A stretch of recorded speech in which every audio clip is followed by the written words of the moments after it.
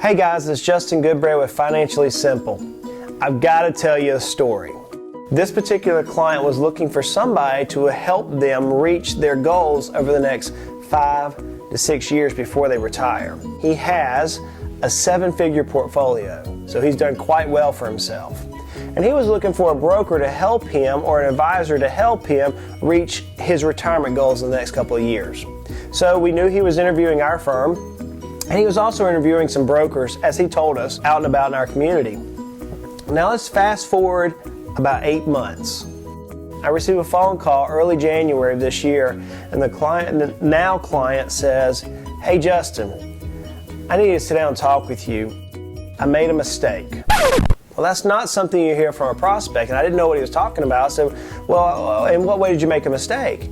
He said, "Well, I went with another person, a broker in town, and in this last year, I made no return on my portfolio." That makes no sense to me. How is that possible? And now here we are some 7-8 months later, and I still have X in my portfolio. You know, the S&P 500 is hitting all-time highs. The Dow Jones just broke 21,000. You would think that the portfolio would be reflecting at least some gains. Come to find out, in this time period, the portfolio had actually lost 2%. That is crazy. In a portfolio that's almost 100% in stocks? How is that possible? How is it possible that you could lose negative 2% in a portfolio whenever the markets, depending on which index, has returned 4 to 8%? What happened was the broker who thought he could outperform the market actually didn't.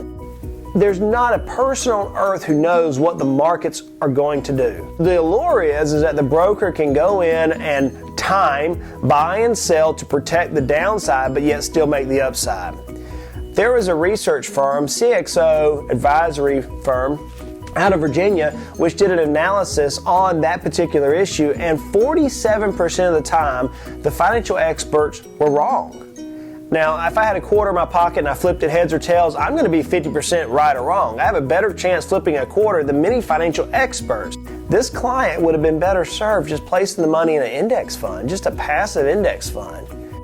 That's why I take the position that when it comes to investing, use some index funds, use some index ETFs, put a majority of your money there. And if you want to use some satellite positions because a particular area you think is going to go off and going to have a good return, go for it. Had this client done that, then this client would have about $300,000 more in his portfolio.